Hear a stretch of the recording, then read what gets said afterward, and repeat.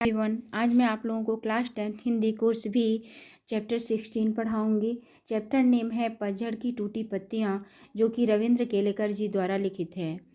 इस चैप्टर में 2 गद्य शामिल किया गया है रविंद्र केलेकर जी द्वारा लिखित। पहला जो गद्य है वह गिन्नी का सोना और दूसरा गद्य झेन की देन है। इस वीडियो में मैं आप लोगों को झेन की देन के बारे में बताऊंगी। चैप्टर प्रारंभ करने के पहले मैं चैप्टर के बारे में बता देती हूँ आप लोगों को। इस चैप्टर में केलेकर जी ने जापानी दिनचर्या के बारे में बताया है, जापानी जनजीवन के बारे में बताया है, जापान के लोग अमेरिका से आगे बढ़ने की होड़ में किस प्रकार से दिमागी बीमारी से ग्रसित होते जा रहे हैं और अपने व्यस्ततम जीवन में वो लोग किस प्रकार से टी सेरेमनी में दो वक्त का समय निकाल करके अपने लिए और किस तरह से अपने व्यस्ततम जीवन में थोड़ा सुकून प्राप्त करते हैं, इसकी चर्चा इसमें इन्होंने की है। तो चलिए चैप्टर प्रारंभ करते हैं। जापान में मैंने अपने एक मित्र से पूछा, यहाँ के लोगों की कौन सी बीमारी अधिक होती है? मानसिक। उन्होंने जवाब दिया, यहाँ के 80% लोग मनोरुग्ण हैं। केलेकर जी जापान के अपने मित्र से पूछे कि यहाँ पर लोगों को कौन सी बीमारी सबसे अधिक होती है, तो उन्होंने बताया कि मानसिक बीमारी यहाँ के लोगों को सबसे अधिक होती है। इसकी क्या वजह है? उन्होंने पूछा कि इसकी वजह क्या है। कहने लगे, हमारे जीवन की रफ्तार बढ़ गई है। यहाँ कोई चलता नहीं बल्कि दौड़ता है, कोई बोलता नहीं बकता है। हम जब अकेले रहते हैं तब अपने आप से लगातार बड़बड़ाते रहते हैं। अमेरिका में हम प्रतिस्पर्धा करने लगे हैं। 1 महीने में पूरा होने वाला काम 1 दिन में ही पूरा करने की कोशिश करने लगे हैं। वैसे भी दिमाग की रफ्तार हमेशा तेजी रहती है। उसे इस स्पीड का इंजन लगाने पर वह 1000 गुना अधिक रफ्तार से दौड़ने लगता है। फिर एक क्षण ऐसा आता है कि जब दिमाग का तनाव बढ़ जाता है और पूरा इंजन टूट जाता है। यही कारण है जिससे मानसिक रोग यहाँ बढ़ गए हैं। वो बताता है कि यहाँ पर मानसिक बीमारी इसलिए हो रही है क्योंकि हम आगे बढ़ना चाहते हैं, अमेरिका से आगे बढ़ना चाहते हैं और अमेरिका से आगे बढ़ने की होड़ में हम लोग इतनी तेज़ी से काम कर रहे हैं कि दिमाग की रफ्तार जो होती है वो तो तेज़ होती ही है, हम उसमें स्पीड का इंजन भी लगा दिए हैं जिससे हम 1 महीने का काम 1 दिन में पूरा कर सके। और इस तरह से इस कदर से अपने आप को व्यस्त कर दिए हैं कि हमारा दिमाग उलझ के रह जाता है और जो इंजन हमने स्पीड की लगा दी है वह धीरे धीरे इंजन खराब होता जाता है और इसके कारण हम मानसिक रोगी हो जाते हैं। यहाँ पर इन्होंने एक चीज़ और बताई है कि यहाँ पर 80% लोग मानसिक रोगी हैं। अर्थात कहने का तात्पर्य कि 20% लोगों को ही मानसिक बीमारी नहीं है, 80% लोगों को यहाँ पर मानसिक बीमारी है। यानी मानसिक रोग से यहाँ के लोग 80% लोग ग्रसित हैं। शाम को वह मुझे एक टी सेरेमनी में ले गए। चाय पीने की यह एक विधि है, जापानी में उसे चा नो यू कहते हैं। केलेकर जी बताते हैं कि शाम को उनके मित्र एक टी सेरेमनी में लेकर के गए और जापान में उस टी सेरेमनी को चा नो यू कहा जाता है। वो उस टी सेरेमनी में इनको लेकर के गए। वह एक 6 मंजिला इमारत थी जिसकी छत पर दफ्ती की दीवारों वाली और तातामी चटाई की जमीन वाली एक सुंदर पर्णकुटी थी। पर्णकुटी का मतलब पत्ते से बनी हुई एक कुटिया थी।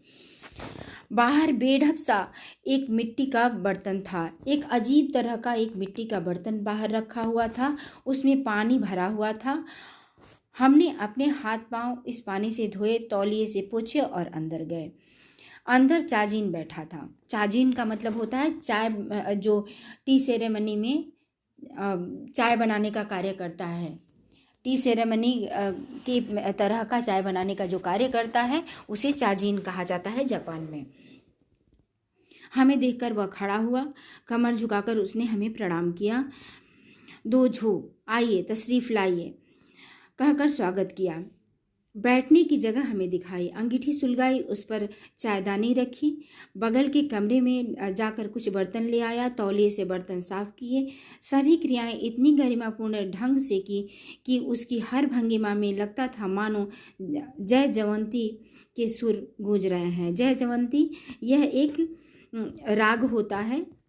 तो वो कहते हैं कि उसने इस तरह से क्रियाएं की, बर्तन को तौलिए से साफ किया, बर्तन ले आया, बर्तन को तौलिए से साफ किया, ये सारी क्रियाएं इस तरह से कर रहा था जैसे जयवंती का सुर यानी एक प्रकार का राग उसमें गूंज रहा था, यानी सुनाई दे रहा था, एक तरह का धुन उसमें सुनाई दे रहा था। वहाँ का वातावरण इतना शांत था कि चायदानी की पानी का खदबदाना भी सुनाई दे रहा था, यानी पानी का उबलना भी सुनाई दे रहा था। चाय तैयार हुई, उसमें एक प्याला में भरी, फिर वे प्याले हमारे सामने रख दिए। वहाँ हम 3 मित्र ही थे। इस विधि में शांति मुख्य बात होती है, इसलिए वहाँ 3 से अधिक आदमियों को प्रवेश नहीं दिया जाता। प्याले में 2 घूंट से अधिक चाय नहीं थी।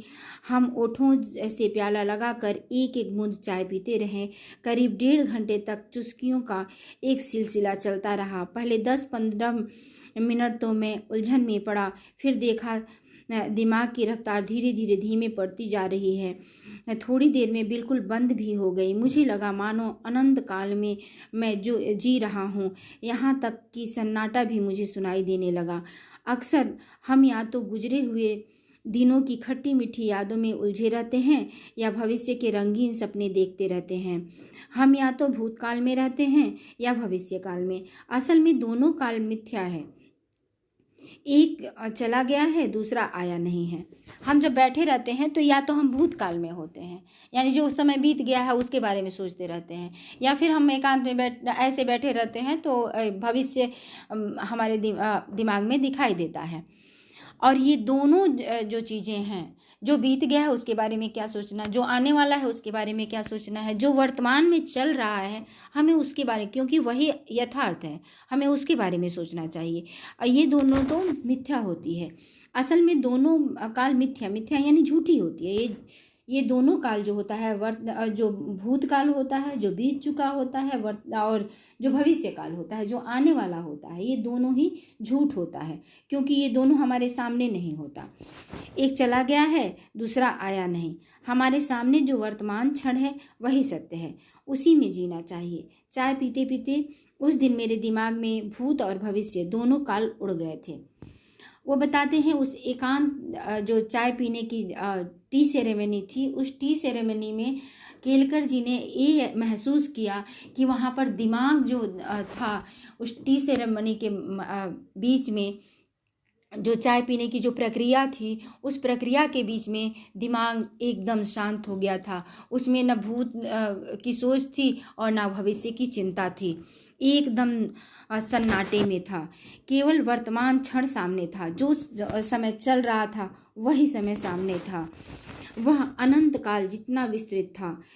जीना किसे कहते हैं उस दिन मालूम हुआ, और तब उस एकांत में जाकर के केलकर जी ने ये चीज़ एहसास किया कि जीना किसे कहते हैं, क्योंकि उनके सामने बस वर्तमान था, न भूतकाल की चिंता थी और न भविष्य की फिक्र।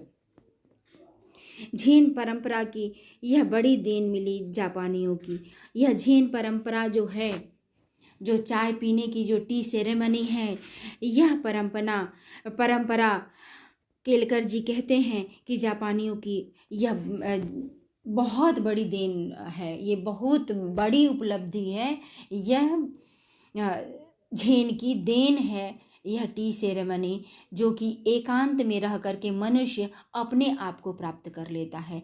क्योंकि जब मनुष्य कार्य करता रहता है, ऐसे सबके साथ बैठा रहता है, उस समय मनुष्य अपने आप को नहीं प्राप्त किया रहता है, क्योंकि उसके सामने बहुत कुछ दिखाई देता है। और इस टी सेरेमनी के माध्यम से केलकर जी कहते हैं कि इस टी सेरेमनी में शामिल होकर के मुझे यह एहसास हुआ कि जापानियों के लिए यह झेन की परंपरा जो है, यह बहुत बड़ी देन है। इस प्रकार से यह चैप्टर आपका समाप्त हुआ। उम्मीद है यह चैप्टर भी आप लोगों के समझ में आया होगा।